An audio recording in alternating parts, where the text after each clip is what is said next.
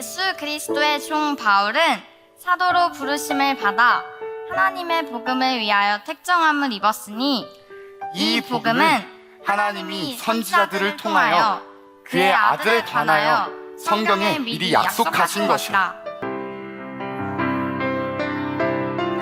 내가 복음을 부끄러워하지 아니하노니 이 복음은 모든 믿는 자에게 구원을 주시는 하나님의 능력이 됨이라.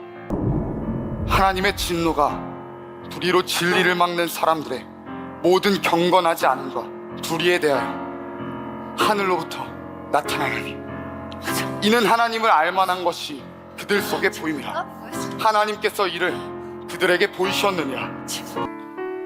기록된 바 의인은 없나니 하나도 없으며 깨닫는 자도 선을 행하는 자는 없나니.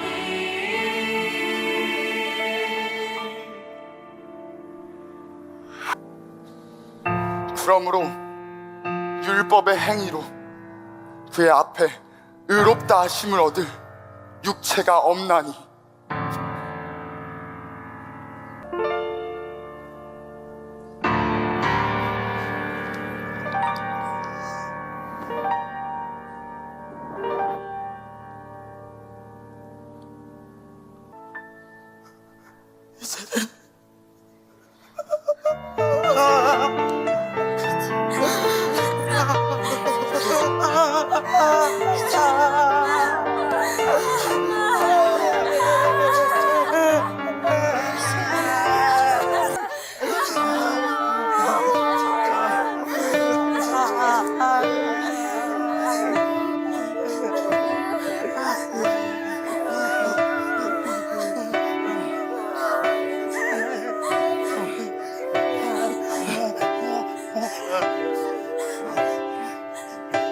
이제는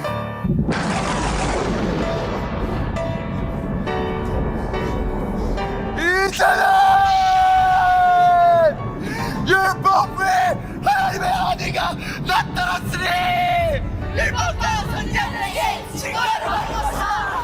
율법과 선지자들에게 증거를 받은 것이라.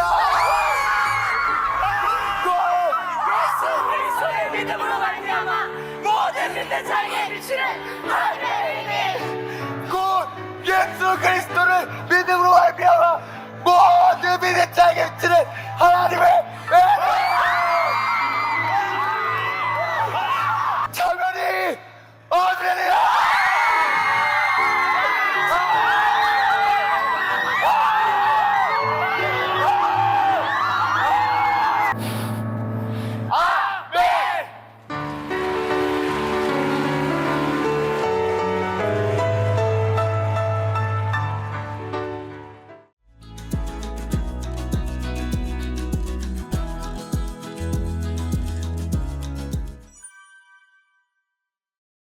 성경 중에 성경, 또 복음 중에 복음이라고 말하는 복음의 진수 로마서의 가장 핵심 구절이라고 하는 요절이 이제 로마서 1장 16절, 17절이잖아요.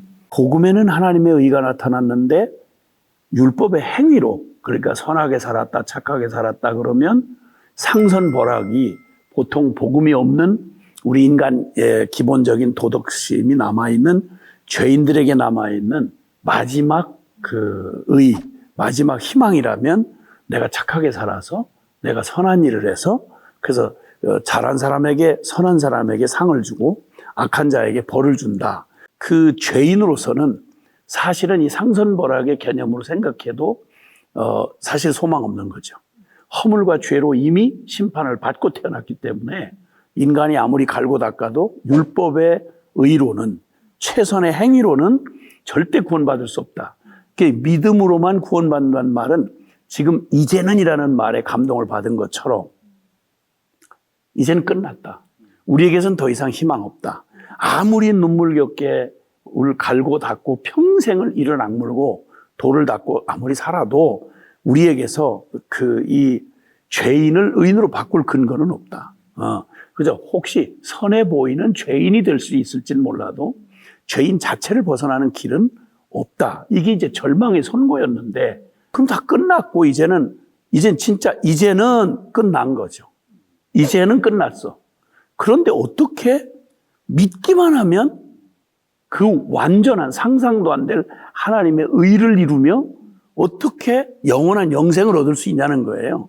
이건 말이 안 되는, 비약도 이런 비약은 없죠. 완전한, 그냥 정말 달리 말할 수 없는 그 무섭도록 자기 의에, 율법에 의해 충만했던 사울 쪽에 그 사울이 그 스데반 죽이고 또 교회를 막 그냥 악착스럽게 핍박하다가 다메섹 도상까지 가서 이웃나라까지 가서 예수 믿는 이 십자가의 이 이상한 역설적인 이런 이상한 이 이단, 이것들을 그냥 두면 안 된다.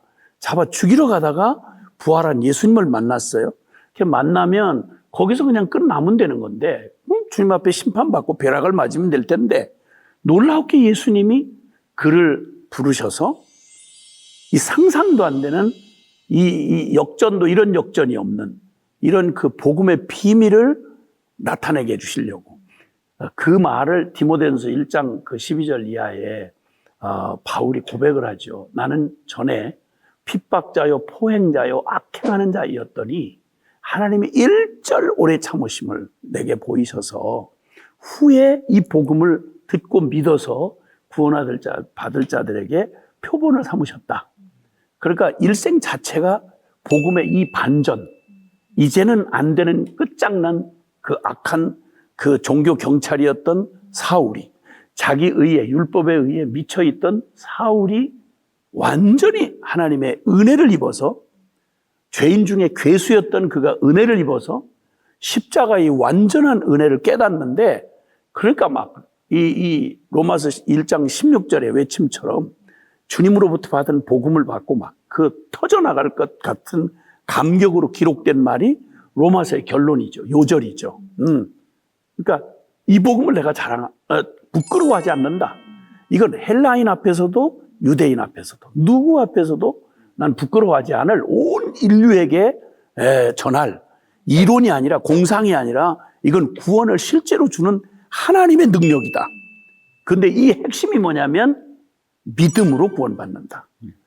물어도 해를 써도 율법의 행위로는 안 되던 그 의를 믿기만 하면 하나님의 의를 통째로 받는 이 말도 안 되는 바로 이 사실. 인간으로는 안 된다. 그러나 하나님은 하실 수 있다. 이 얘기를 선포하고 그게 로마서의 핵심이잖아요. 사도 바울을 뒤집어 놓았고 중세에 가톨릭이 타락했을 때 마틴 루터를 뒤집어 놓은 말이 바로 이 말씀이었잖아요. 그리고 우리를 또 뒤집어 놓은 결정적인 복음의 분수령, 우리 인생을 완전히 뒤집어 놓은 분수령이 바로 이 주제였죠. 지금 그 주제를 우리가 지금 부딪혀 보게 된 거죠.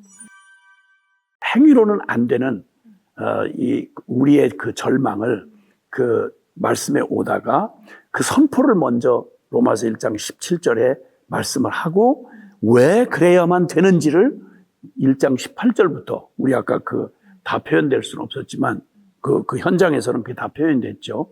1장 18절부터 3장 9절. 그러니까 우리가 이미 말했는데 헬라인이나 유대인이나 다 죄 아래 있다고 이미 선언하였느니라.